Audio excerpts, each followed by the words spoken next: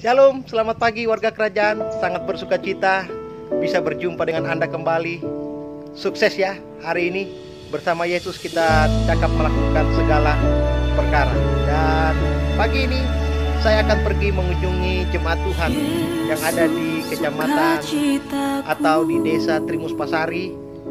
Doakan ya, biar Injil makin tersebar dan setiap orang yang mendengarkannya, hadirat Tuhan memenuhi kehidupan mereka dan mereka mengalami perjumpaan yang indah serta tinggal di dalam kasih karunia Tuhan setiap hari, menikmati anugerah dan kemurahan Tuhan.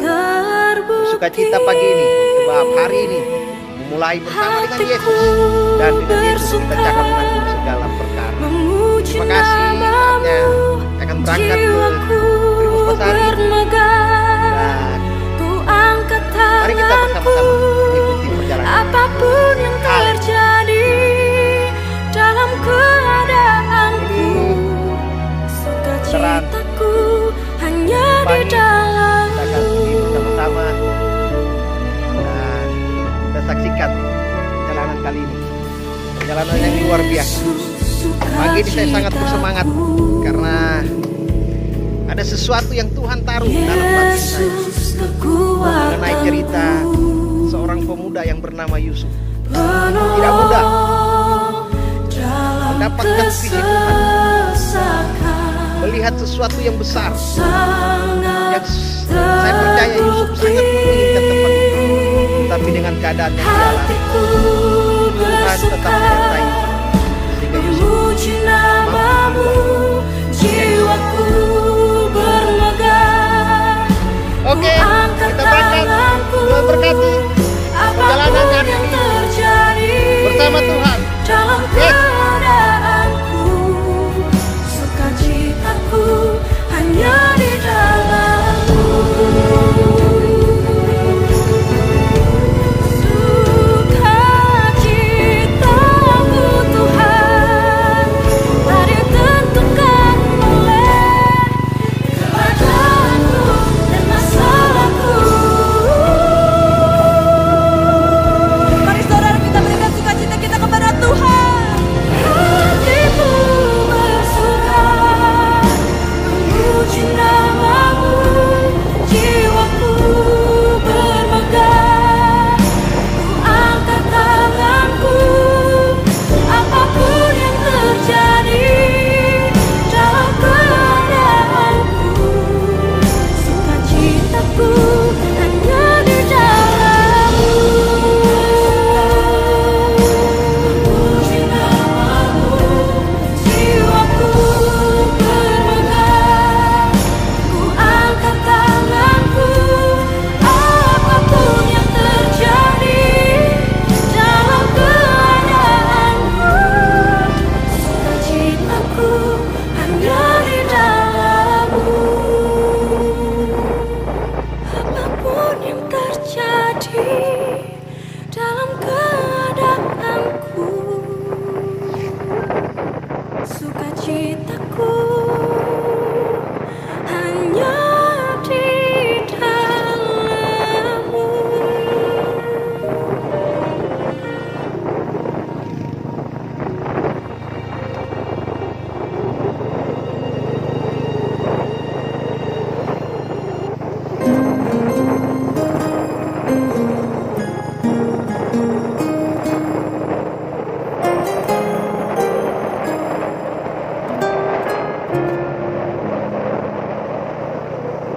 Kuasa-Mu nyata di dalam kelemahanku, kekuatan-Mu menopang seluruh hidupku.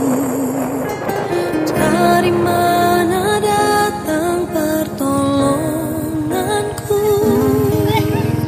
Hanya Yesus pertolonganku. Engkaulah sumber kekuatan hatiku, tempat bersama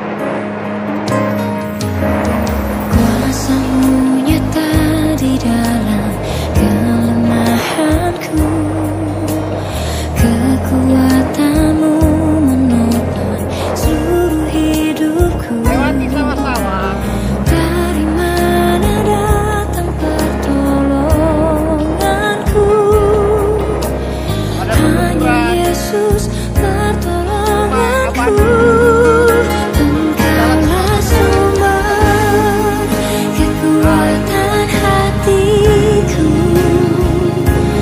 tempat persembunyianku. Engkau penolong di saat susahku, Sawah yang begitu tempat luas. perlindunganku. Kau menara dan perisai di hidupku.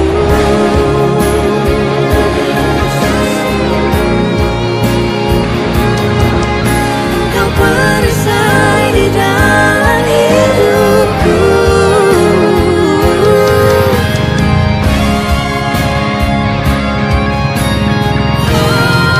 Engkaulah sumber kekuatan hatiku, tempat persembunyianku. Engkau penolong di saat susahku, tempat perlindunganku.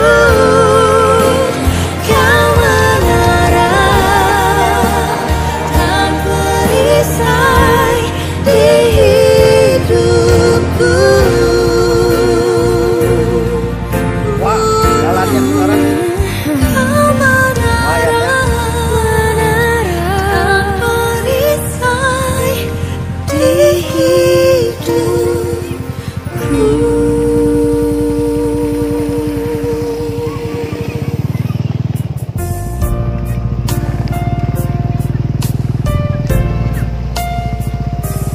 Wah, Oleh karena wah, kemurahan Tuhan, ku Wah. ada mantap nih. sampai hari ini. Oleh karena Agak licin ya. kebaikan Oh. Tuhan, Nah, janji-Mu pelan nih. Oh, terjadi bagiku. oke.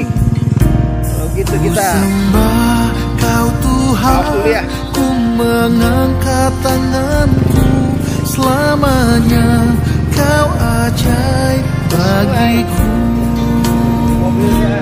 Ku sembah Kau Tuhan, ku mengangkat wajahku.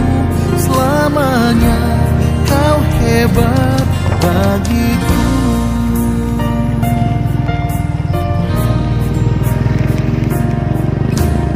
Oleh karena kemurahan Tuhan, ku ada sampai hari ini.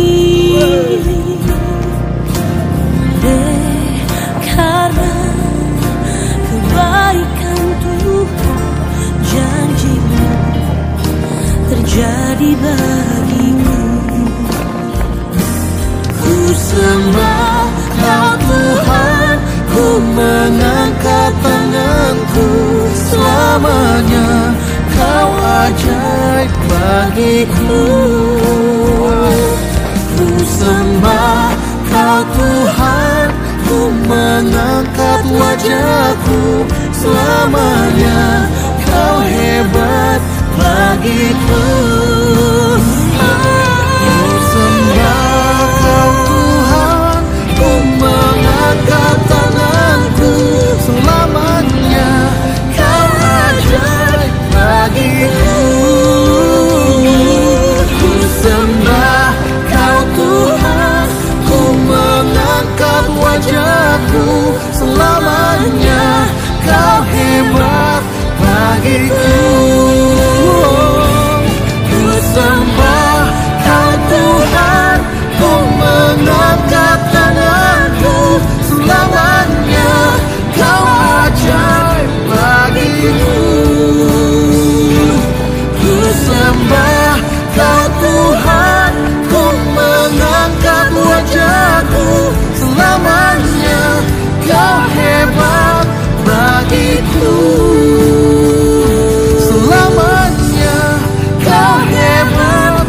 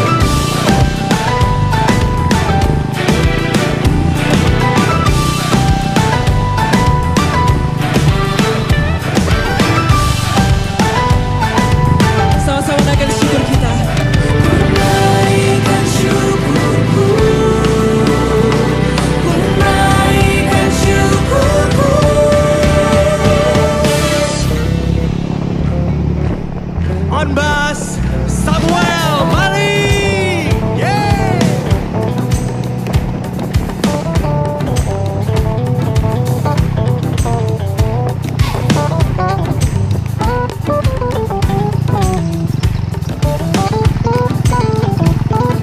Here we go. Ku tak akan berhenti memuji, meninggikan nama-Mu selalu, menari, memuliakan-Mu. Dibebaskan, dibangkitkan, hidup yang Kami dan kini hanya untuk-Mu. Takkan berhenti meninggikan nama-Mu. Biasanya di pulang malam. Dibebaskan, dibangkitkan, hidup yang Kami dan kini hanya untuk-Mu. Hidup yang Kami dan kini hanya untuk-Mu.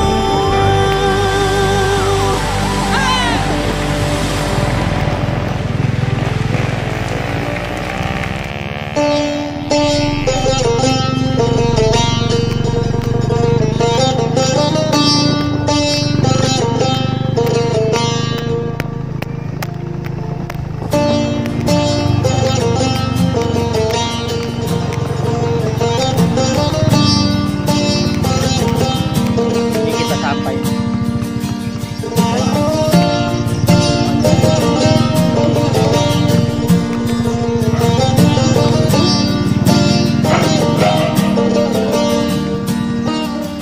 Gadol Elohai Shiru ki gadol Elohai Kol echad yireh ki gadol Elohai.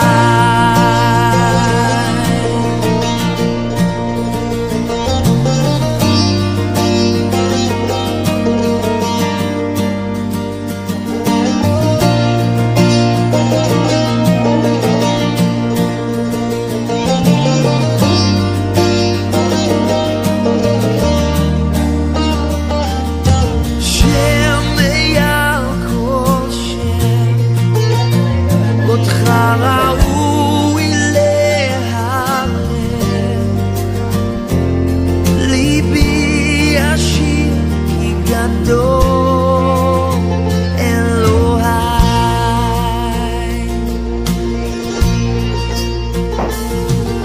Shem eyal kol shem, otcha raui lehalel. Libi yashir ki gadol Elohai.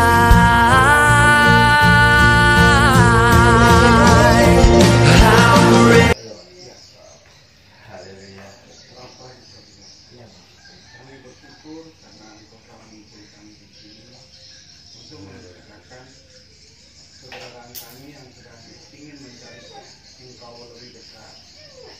Dan izinkanlah kami dapat mengetahui kebenaran firman-Mu, serta Engkau tanamkan apa yang benar dan baik di dalam hidup kami. Kalau Tuhan cabut yang tidak berkenan padamu, buang jauh-jauh dari kami, dengan kami jadi bersih di hadapan-Mu, bersama dengan Engkau kami akan hidup untuk memuliakan. Karena kami Tuhan sangat membutuhkan Engkau. Sedangkan kami banyak gangguan di dunia, maka tolong hargai dan lindungi kami, serta kuasai kami agar kami semua dapat hidup di bawah kuasa-Mu saja. Dan kami tidak ingin sama sekali untuk menjauh darimu. Oleh karena itu Tuhan, ikat kami semuanya agar kami tetap berada di samping-Mu dan di sisi-Mu Tuhan, dan Engkau di dalam kami. Itu yang kami harapkan dalam perhimpunan kami.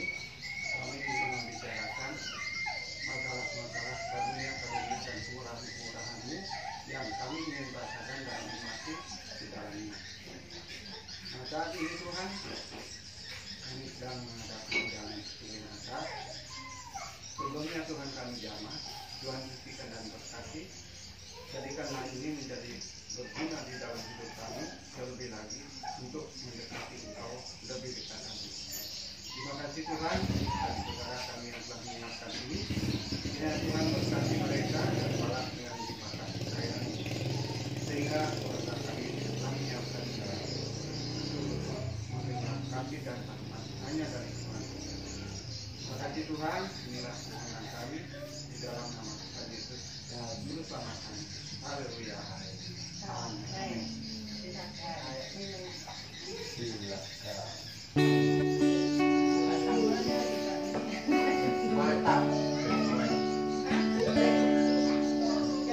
Kala ku cari damai, hanya ku dapat dalam Yesus. Kala ku cari ketenangan, hanya ku temui di dalam Yesus. Tak satu pun dapat menghiburku, tak seorang pun dapat menolongku. Hanya Yesus jawaban hidupku.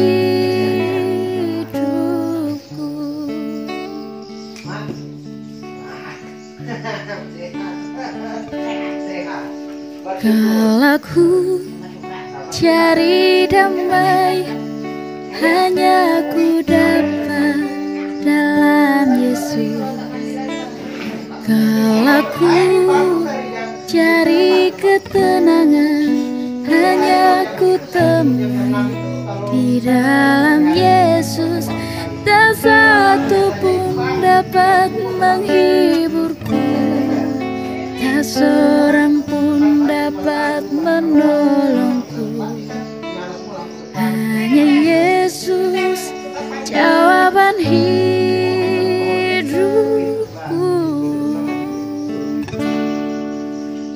Bersama Dia hatiku damai, walau dalam lembah kekelaman.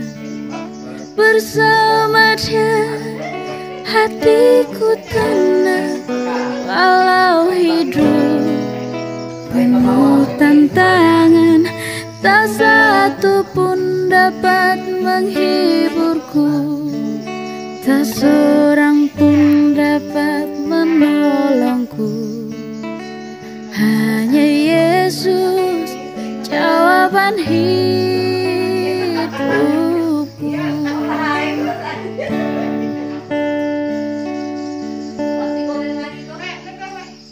Kala ku cari damai, hanya ku dapat dalam Yesus. Kala ku cari ketenangan, hanya ku temui di dalam Yesus. Tak satu pun dapat menghiburku, tak seorang pun dapat menolongku. Hanya Yesus jawaban hidupku.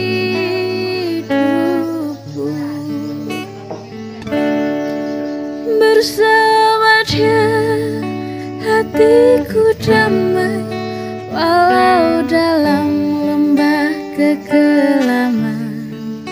Bersama Dia hatiku tenang, walau hidup penuh tantangan. Tak satu pun dapat menghiburku, tak seorang pun dapat menolongku. Hanya Yesus jawaban hidupku. Nah, di tengahnya yaitu Mazmur 118 ayat 8. Dan itu saja. Coba baca Mazmur 118 ayat 8. Apa yang ditekankan Tuhan untuk kita orang percaya? Mazmur 118 ayat 8.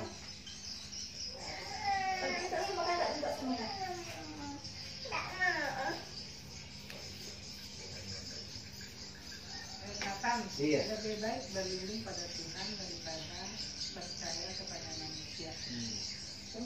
Itu pertanyaannya. Lebih baik berlindung pada Tuhan daripada berarti yang apa yang dari kejadian sampai di Wahyu, Tuhan cuma mau hubungan manusia. Nah karena dosa ada jurang yang menghadang kita, menghalangi.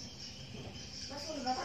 18 ayat 8. Oh, saya kalau bacanya ayat 18 tentang lain.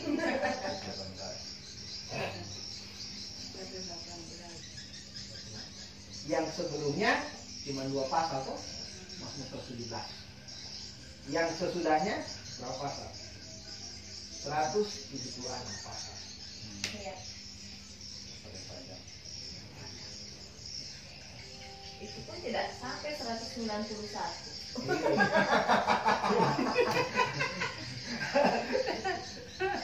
Bagaimana ya?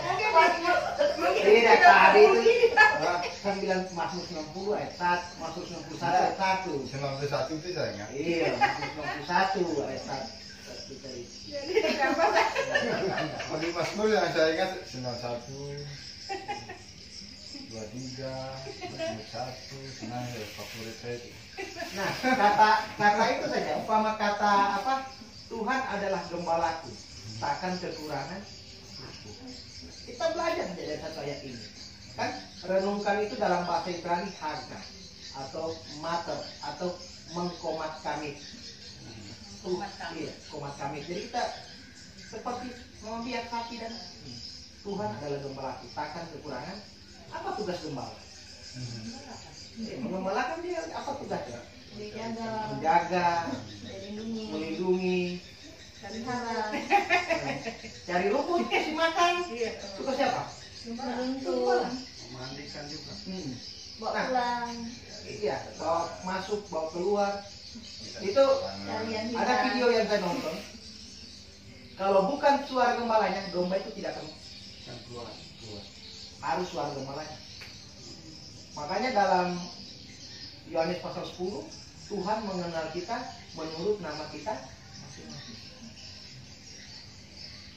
Itu yang tidak dimengerti bahwa Tuhan punya kasih secara pribadi, kasih secara khusus.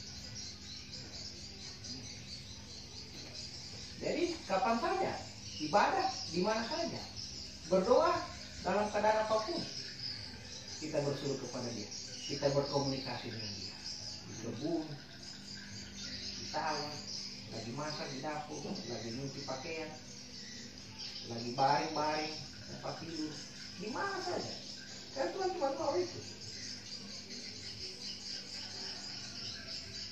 bilang kan nanti kerjaan kita di sana cuma begitu ya. Bumi dan nyembah. Nah kalau tidak terlatih di sini, bagaimana nanti di sana? Jangan maju lagi. Iya, di sana nggak ada. Aduh, nanti minggu depan Jo, nanti minggu depan mau masuk gereja. Tiap hari ibadah. Bagaimana? Kalau kita tidak terlatih kan, mana bohong. Ada kalau dari Mazmur 92 tadi bagaimana cara kita dapat memasyurkan, tentu dengan iman yang teguh, lalu iman yang benar. Ini iman yang teguh, 1 Petrus 5.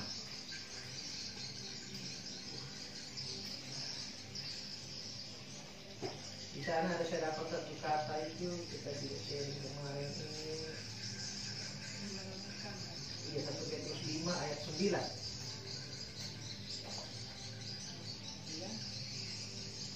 Iya.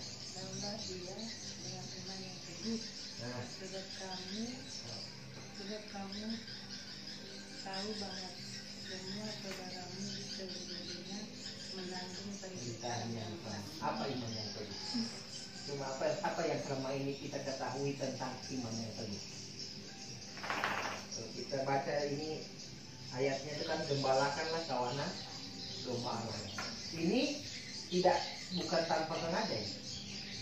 Petrus mengatakan kepada orang-orang. Baru di sana ada disebut apa? Pertama, para penatua.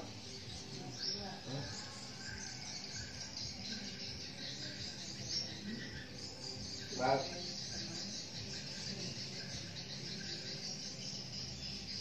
Apa yang kita ketahui tentang iman yang teguh? Kalau kita kita lihat dari ayat ke-6, karena itu rendahkanlah dirimu di bawah tangan Tuhan yang kuat, supaya kamu ditinggikannya pada waktunya. Ayat ke-7, serahkanlah segala kekhawatiranmu kepadanya, sebab Ia yang memelihara kamu. Ayat ke-8, sadarlah dan berjaga-jagalah. Lawanmu si iblis berjalan keliling sama seperti singa yang mengaum-aum dan mencari orang yang dapat ditelannya. Lawanlah dia dengan iman yang teguh. Nah, iman yang teguh ini, iman yang seperti apa?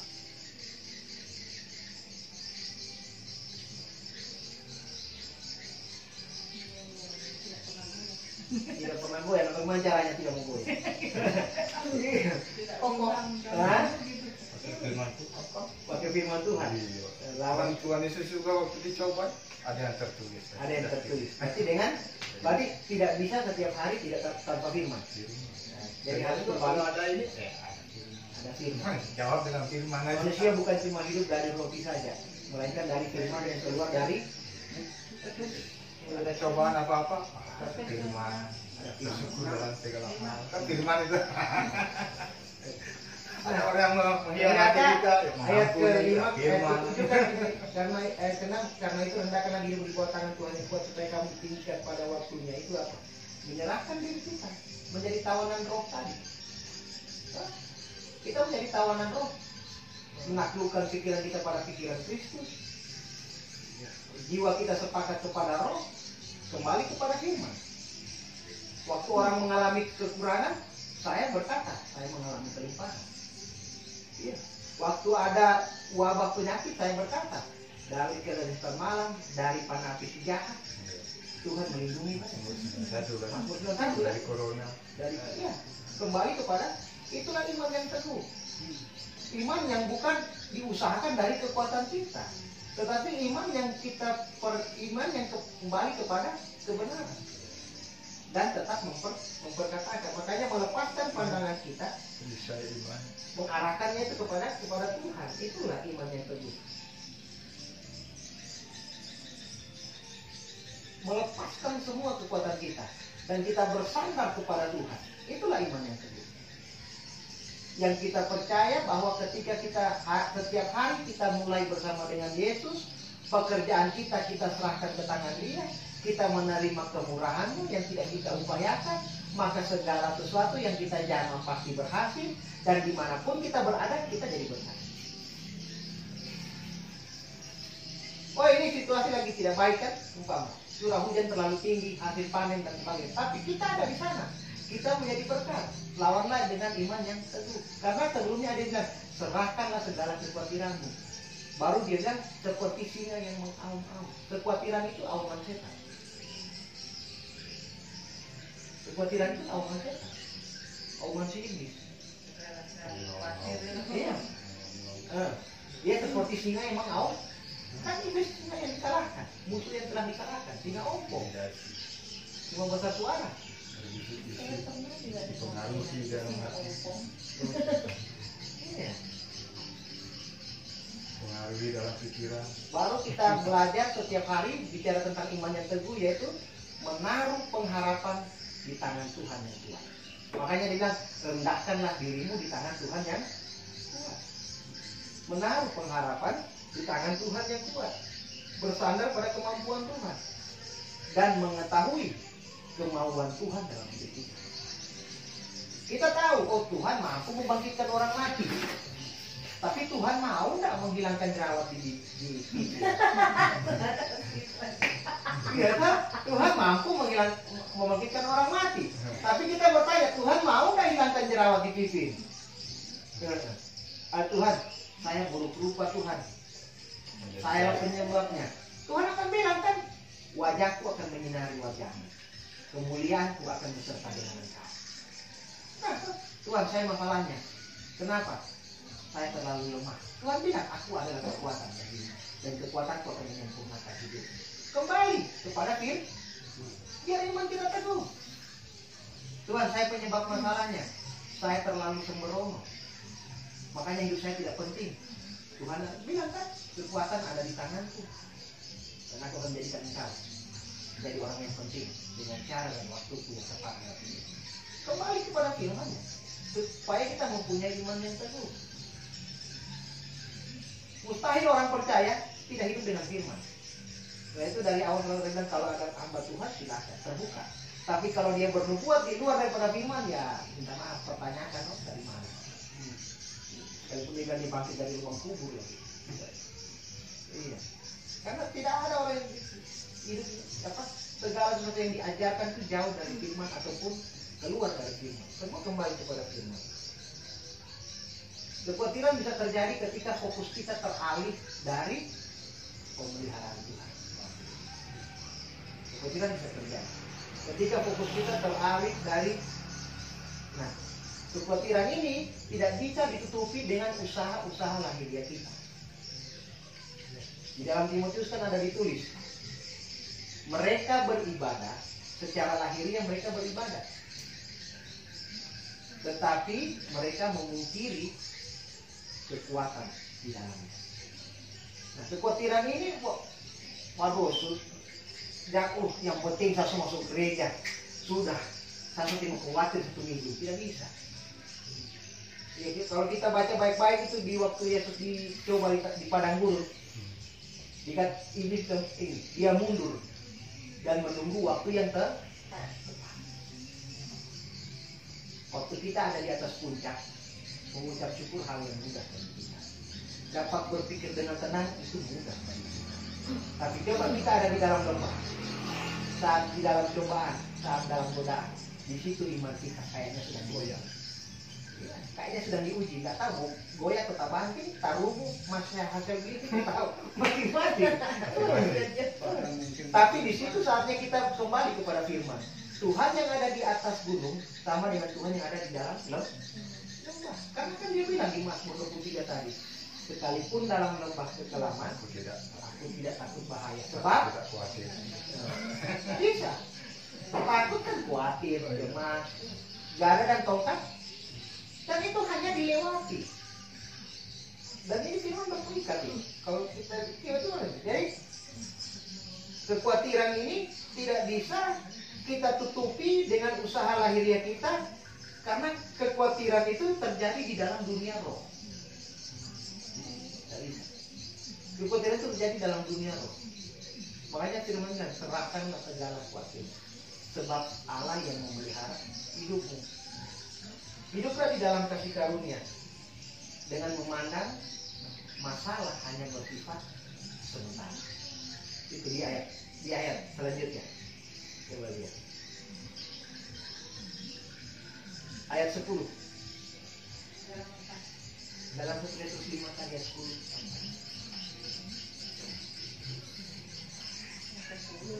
Iya. Karena sumber segala kasih karunia yang telah menemani kamu dalam Kristus kepada kemuliaan yang kekal, akan melengkapi dan meneguhkan,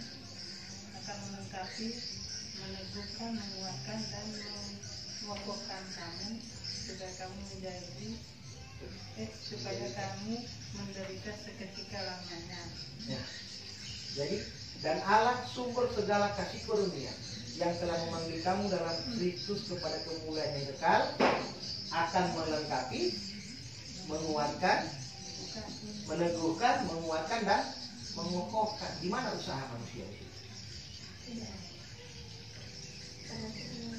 Iya.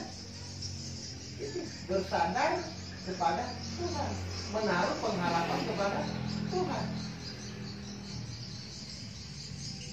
Sesudah kamu menderita seketika lamanya, itu tadi. Sekalipun aku berjalan dalam lembah kekelaman. Tadinya dia cuma domba. Setelah melewati lembah kekelaman, dia duduk sebagai anak dalam rumah Tuhan.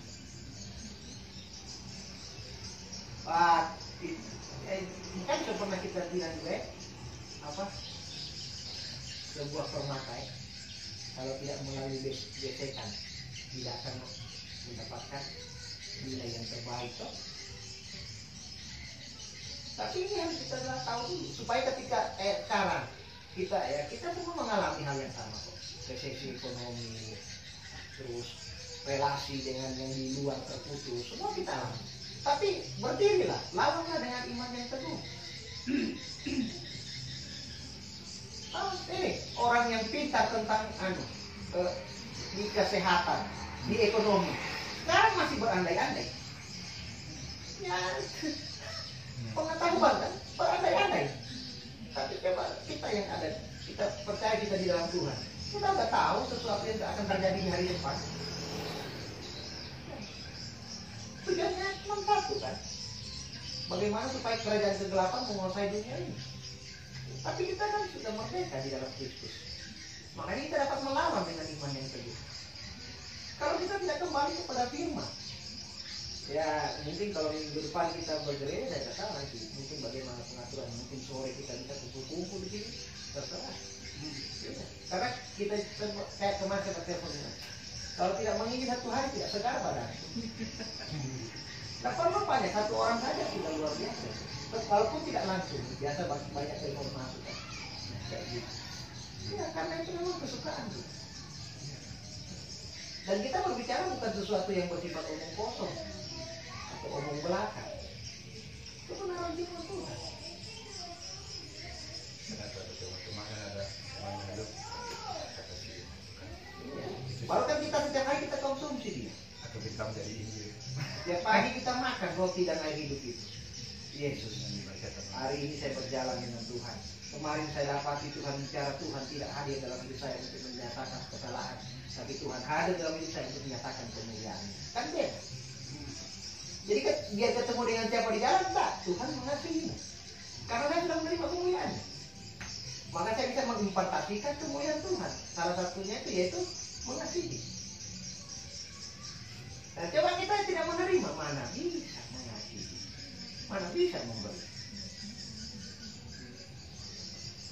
Hah? Kalau kita diajak memberi untuk menerima, wah itu keliru itu. Itu hubungan pertama. Tapi dengan Tuhan, jadikanlah posisi kita sebagai orang yang lemah. Rendahkanlah dirimu di tangan Tuhan yang kuat. Maka pada waktunya dan caranya dia akan menunjukkan kita. Dan Allah sumber segala kasih karunia yang tidak layak telah dilayakkan oleh Yesus. Bukan karena upaya kita. Kemurahannya hari ini kita terima bukan karena kita baik, tapi karena Tuhan yang baik. Baik kepada firman. Ada cerita klasik di perjanjian lama. Ini kalau kita bilang lawan dengan iman yang teguh. Ini bukan hal yang enak juga ini. Ini saya kejadian 39.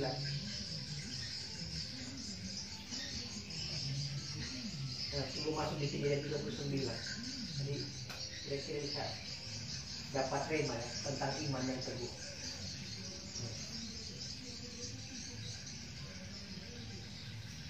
Apa ini? Kejadian 39. Yusuf di rumah Potifar. Coba langsung ayat 3 Tuhan. Setelah dilihat oleh tuannya bahwa Yusuf disertai Tuhan dan bahwa Tuhan membuat berhasil segala sesuatu yang dikerjakannya, maka Yusuf mendapat kasih tuannya dan ia boleh melayani dia. Kepada Yusuf diberikannya kuasa atas rumahnya dan segala miliknya diserahkannya kepada kekuasaan Yusuf. Nah, dari kalau kita mengangkat sebuah tokoh tentang Yusuf, apa yang kita ketahui tentang Yusuf? Apa yang kita ketahui tentang Yusuf? Kayak Simpson kemarin-kemarin. Kalau kita bicara Yusuf, apa yang di pikiran kita masing-masing? Yusuf itu kalau dijelaskan di Alkitab itu dibilang kalau dari fisiknya kan dibilang dia elok. Kalau dari pemikirannya apa sepertinya dia bijaksana. Hah? Pintar. Yusuf. Lebih apa? Yusuf bagaimana di pikiran? Dididik oleh kata-katanya. Dibuang. Sampai di Mesir pun dia tidak pernah membenci saudara-saudara. Tidak membenci. Haleluya. Imannya kan bagus. Iya. Dibuang melalui proses. Ibunya apa? Jadi raja.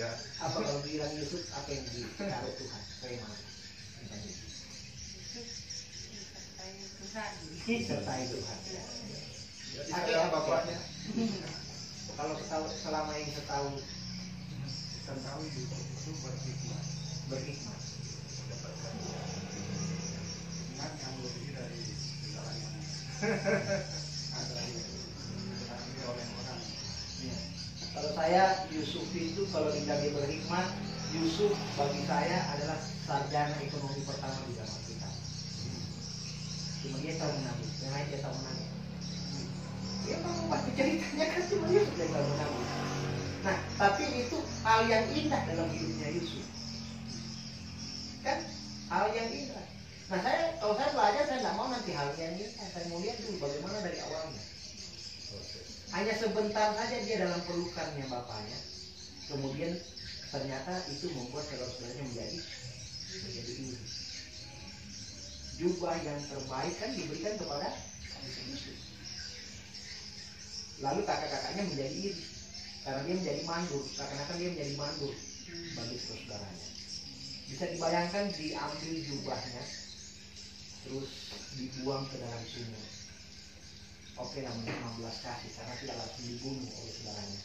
Tetapi ketika dijual kepada orang Ismail dan menjadi orang asing di Mesir sebagai budak, digantung di pasar dalam keadaan telanjang bulat kan.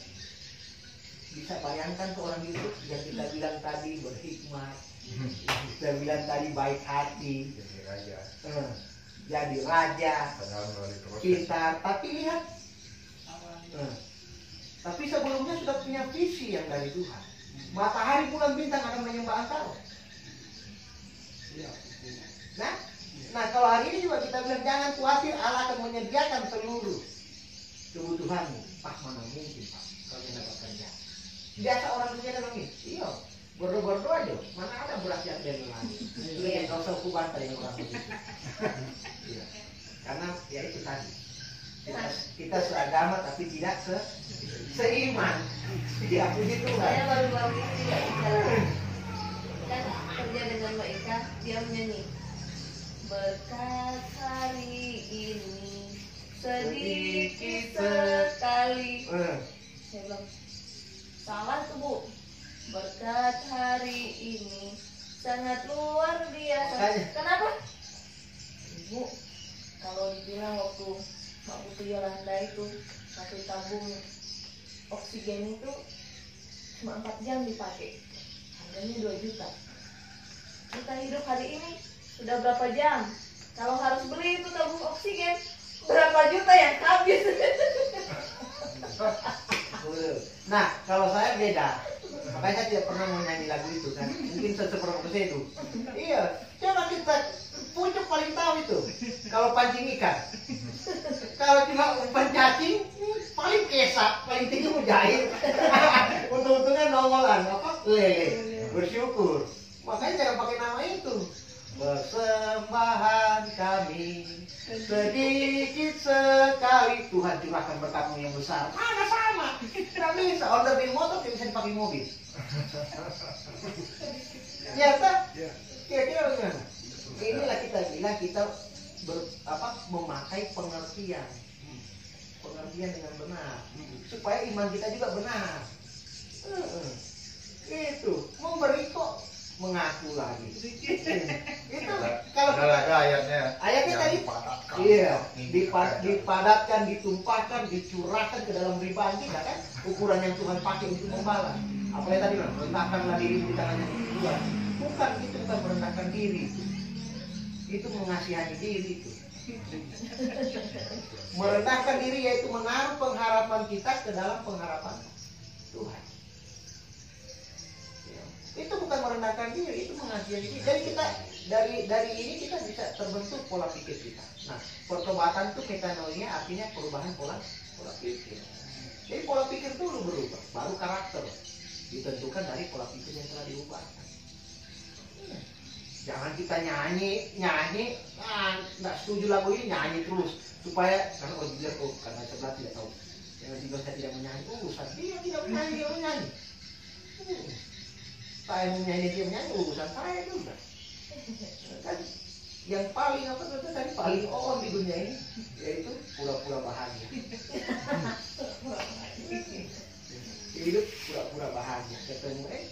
ketawa, lahirnya kita senyum. Tapi, aduh, hati jiwa mereka seperti pohon itu. Kayak bebek. Iya kan? Yang dibilang kan hati yang gembira, bukan wajah. Wajah. Yang ayatnya kan hati yang gembira. Tidak, kalau misalkan memang Hati yang gembira kita itu santai aja. Di lagi- rumah aja dulu tenang.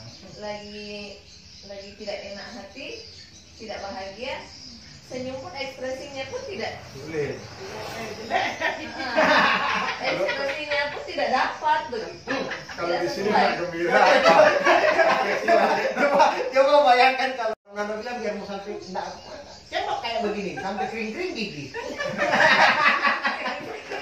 Kalau yang di sana bilang memang gigi di luar kering-kering sakit puluh. Karena tidak ada yang disembunyikan. Ya, mau sukses jangan hidup dalam kemunafikan. Itu mau sukses jangan hidup dalam kemunafikan dan berani tampil beda. Itu yang kita biasa bilang. Yesus berbeda dengan para bidat, para pakar agama. Berbeda. Makanya dia sukses. Yang ada cuma ikut. Ada bicara terus. Turun temurun. Hidup terus yang dipelihara. Nah. Yang penting ya dalam tanda kutip hal-hal yang positif. Yusuf bayangkan nggak digantung di pasar dalam keadaan bugil terus ya Kalau orang jual budak itu begitu kan tuh budak itu dalam sejarah. Jadi itu dibeli itu kan tidak boleh cacat. Dilihat DP ini. Dilihat seutuhnya tuh. Jadi tidak boleh cacat, harus dilihat tuh bagaimana apanya. Baru dibeli repot Jepang. Ini bagus. Ya Belinya beli. bagus ini, wah ganteng sedikit. Ayat tadi kita langsung baca tuh setelah dilihat oleh tuannya bahwa Yusuf disertai Tuhan dan bahwa Tuhan membuat berhasil segala sesuatu dikerjakannya, maka Yusuf mendapat kasih tuannya dan dia boleh melayani dia. Kepada Yusuf diberikannya kuasa atas rumahnya dan segala milik diserahkannya pada kekuasaan Yusuf. Nah sama dengan Yesus. Dia mengosongkan dirinya, tidak menganggap kesetaraan dengan Allah. Dia menjadi budak, hamba. Hanya untuk apa? Dapat memberikan kepada kita jubah kebenaran ini. Ditanggalkan jubahnya supaya kita bisa menerima jubah kebenarannya. Dia habis-habisan. Hanya untuk apa? Supaya kita bisa menerima kelimpahan. Mulailah hari ini bersama dengan Yesus. Dengan pikiran, dia hadir dalam hidup saya. Bukan untuk menyatakan kesalahan, tapi untuk memberikan kemuliaan. Mulailah hidup kita dengan ini. Nah, di ayat kedua itu jelas sekali. Tetapi Tuhan menyertai Yusuf. Potifar ini kan, aduh, seorang Mesir. Seorang Mesir apa? Penyembah berhala. Orang tidak percaya sama Tuhan. Tapi lihat, sekalipun orang tidak mengenal Yesus, tapi dengan melihat kehidupan kita, orang dapat berkata, dia diberkati oleh Yesus. Amin. Potifar kan yang mengakui kan? Dan lihat, tidak dapat kita aja. Tuhan sudah menyatakan kasihnya. Dan Tuhan punya kuasa untuk menggerakkan hati setiap orang supaya kita bisa mendapatkan kasih orang itu. Kan semua buatan Allah. Cuman masalahnya yang percaya diciptakan kembali di dalam Kristus.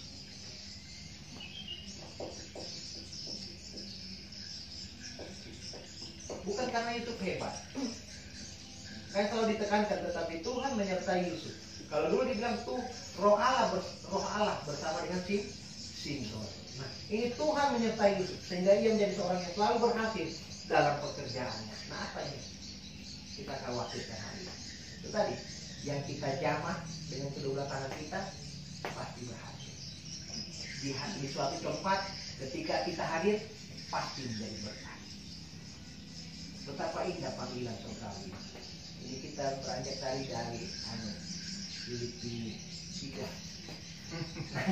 Iya. Kan menuju pada tujuan kan satu, panggilan surgawi. Nah, bagaimana kita dapat sampai kepada panggilan surgawi kalau iman kita tidak teguh? Sedikit khawatir, sedikit cemas. Kan ada ayatnya lagi. Ya ada yang kuat, kuatkan hati Di dalam hati yang kuat bisa menaruh doa. Mana ya? Ada. Ada. Ya, bisa mendengar gimana penghuyukan. Oh iya, Hati yang kuat. hati yang kuat. Di dalam hati yang kuat Kalau tidak begitu bisa tuh, menaruh beban. di dalam apa? Roh Allah di dalamku, segala perkara dapat kutanggung di dalam Yesus, loh.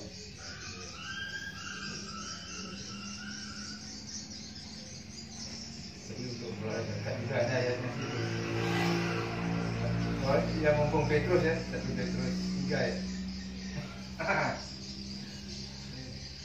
Kau belajar. Nanti Yesus itu orang yang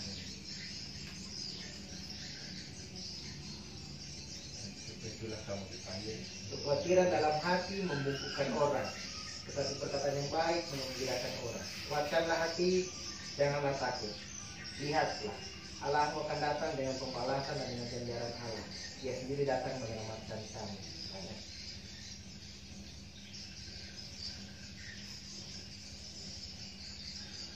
Yesus pun memberi pesan yang demikian. Dalam Yohanes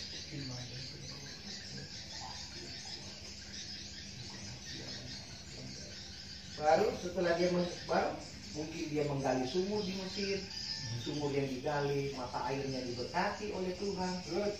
Dia mengembala kawanan ternaknya Potifar diberkati oleh Tuhan sehingga jumlahnya bertambah. Makanya Potifar bilang kan, sebab Tuhan menyertainya.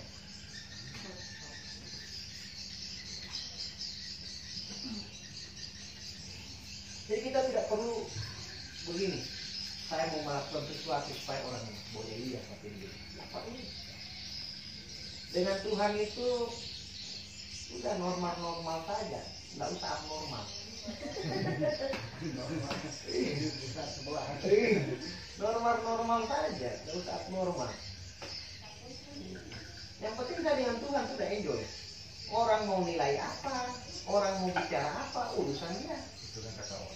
Iya. Bukan kata firman. Iya, itu kan Orang kata bilang orang. sesat, orang bilang. Kata Kata orang. Kata orang. Selamatkan. Iya. Kita Buktinya sudah kan, cuek dengan orang itu. nah, kalau mau dibilang sesat, apa yang kita sampaikan itu memangnya sesat. Takut. Kalau pusing dengan orang ada orang tidak jadi begitu. Lalu sejak ia memberikan kuasa dalam rumahnya dan atas segala miliknya kepada Yusuf, Tuhan memberkati rumah orang Mesir itu karena Yusuf. Lihat, daerah, kita berdoa bagi daerah, kita berdoa bagi pemerintah, kita berdoa bagi gereja, Tuhan memberkatinya. Jadi kuasa dan otoritas Bapa bukan nanti telah ada di perjanjian baru, tapi di perjanjian lama pun Allah sudah memberikan, tetapi kepada orang-orang yang dikehendakinya.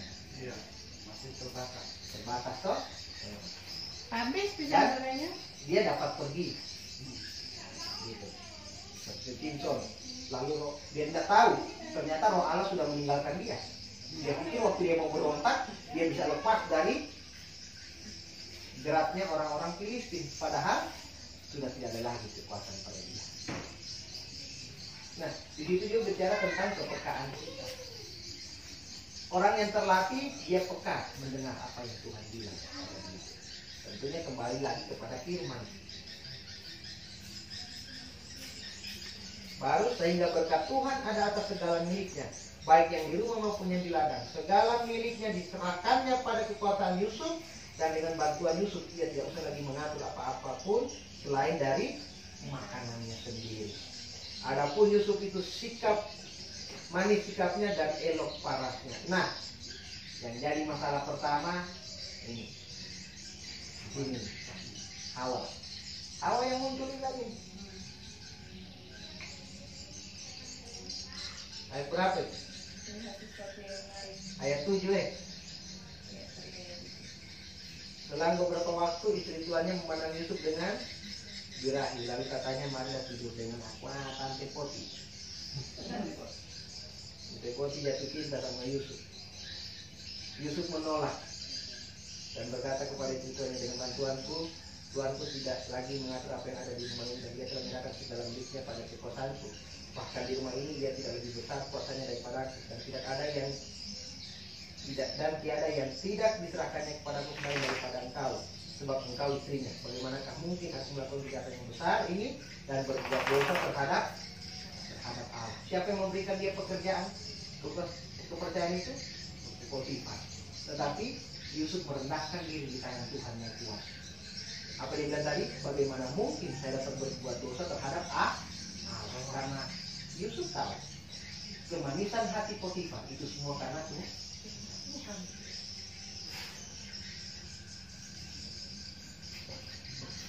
Mau apa itu? Apa, Ruth? Hah? Ruth? Sini dulu. Sini Ruth. Ruth. Lantaran tadi dibilang karena. Oh iya Mas. Maaf lah Ruth.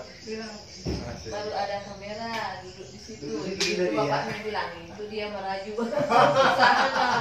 Jadi saya bilang apa? Ruth. Sini dulu. Udah lalai.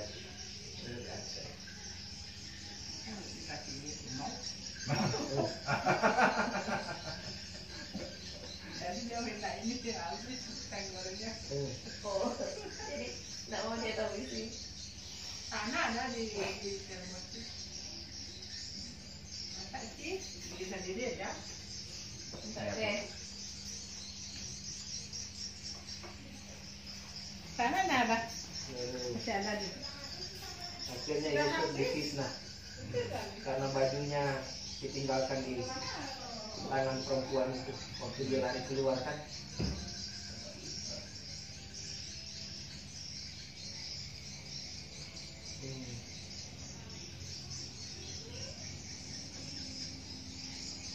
Baru kemudian ditangkap, masukkan ke dalam penjara, tempat tahanan raja-raja di Kudus. Sebelum menjadi raja, menjadi tahanan tempat tinggal dulu di tempat tahanannya raja-raja. Sebelum menjadi raja-raja, sama yang kita sebelum kita menyatu dengan Tuhan di dalam roh, kita tinggal dulu menjadi tawanan rohnya di dunia ini. Artinya apa tawanan roh itu? Kita hidup tidak lagi berdasarkan kehendak kita. Itu sulit. Ini memang itu pekerjaan yang paling rumit. Ya, gimana? Iya, sekarang Jalan sempit. semuanya Pintu sempit. apa namanya, kontrol kita nggak mampu dalam Makanya yang Tuhan anugerahkan kepada kita yaitu Roh Kudus. iya. Kita bisa jadi orang yang peramah, bukan pemarah lagi karena Roh Kudus. Orang yang tahu dosanya diampuni banyak, dia pasti dapat berbuat kasih lebih banyak. Nah, perempuan yang datang ke kaki Yesus, semenjak Yesus masuk di rumah Simon, berdiri di belakang, menangisi, mencuci kaki Yesus di air mata, menyeka dengan rambutnya, menaruh minyak. Apa Yesus bilang? Dia tahu dosanya yang banyak diampuni, maka dia dapat berbuat banyak juga tentang kasih.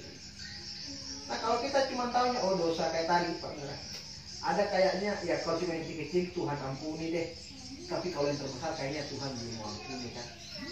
Karena kan hamba Tuhan ini mengaku dosa. Nah itu 1 Yohanes 1:9.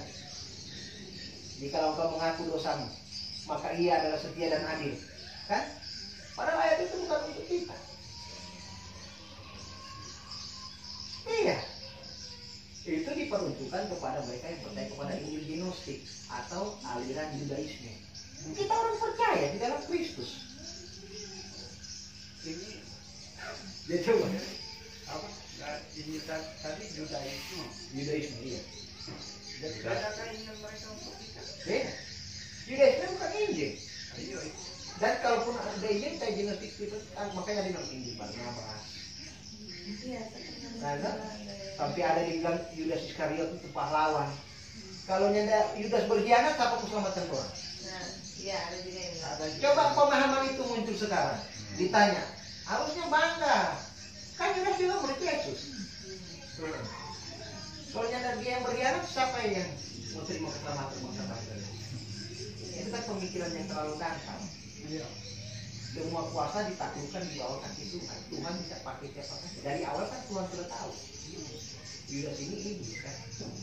Apakah Yesus terpengaruh? Tidak. Yesus kan jadi bendahara lagi. Pemegang kas lagi. Coba di gereja itu yang paling banyak kasusnya di mana? Pada waktu apa? Pengumuman apa? Masa cuma begitu? Masa cuma begitu kalau punya saldo? Nah, coba lihat. Orang banyak ini ya sudah nggak tahu juga. Kalau di sini tidak terbuka. Hah? Kalau di sini tidak terbuka di mata ada yang sama. Iya. Sudah, nggak apa-apa lah sudah. Kalau gitu, coba lihat. Kita gitu sana. Sudah. Iya. Berbagai karakter Tadi di alam dan ternyata sebelum dia menjadi raja atau orang kedua yang memerintah di Mesir, dia ada di dalam tahanan raja-raja. Kita pun begitu. Sebelum kita bersatu dengan dia di dalam kekekalan di dunia ini, kita menjadi tawanan roh. Allah itu adalah roh, dan di mana ada roh Allah, di sana ada kemerdekaan. Jadi kita bukan tawanan seperti orang yang tidak, tapi malah justru kita bebas. Makan tidak pilih, minum tidak pilih, ibadah bukan ibadah yang dibuat oleh tangan manusia. Ya, yang merendahkan diri apa? Ibadah-ibadah yang merendahkan diri. Ya kan tidak menentang bahwa puasa silahkan. Mau puasa satu tahun satu kali makan terserah kalau mampu. Tapi kalau cuma itu kan berguna aja untuk kepentingan duniawi. Untuk kepuasan duniawi. Makanya kalau ibadahmu, kalau keagamaanmu tidak lebih daripada orang Farisi yang harap 1 minggu 2 kali berpuasa, memberikan perpuluhan baru, tapi itu bilang apa sama mereka? Justru orang pendosa dikasihaninya. Orang yang merasa benar dirinya akibat melakukan apa yang Tuhan perintahkan.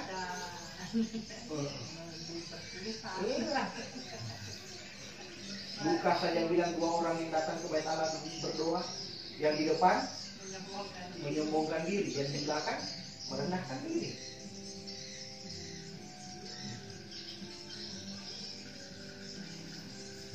Masuk.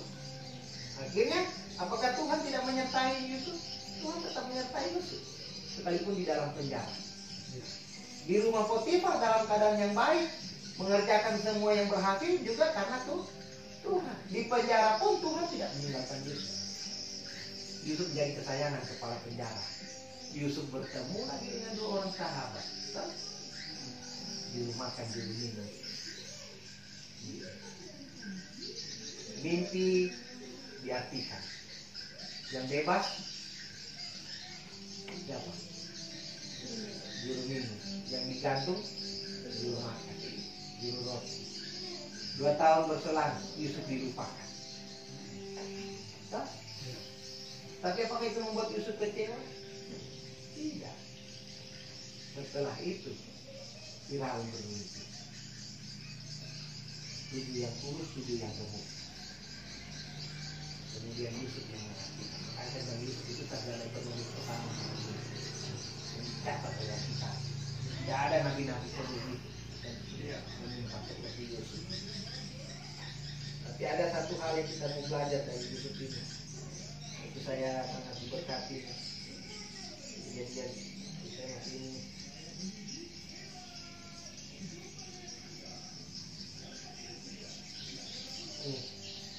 Kejadian 45 ayat 4 dan 5. Ini yang dari apa Dedi tadi? mana? Oh, Kejadian 45 ayat 4 dan 5. kata-kata yang sudah Lalu terakhir. kata Yesus kepada saudara-saudaranya itu, marilah dekat-dekat. Maka mendekatlah mereka, katanya lagi, akulah Yusuf, saudaramu yang kamu jual ke Mesir.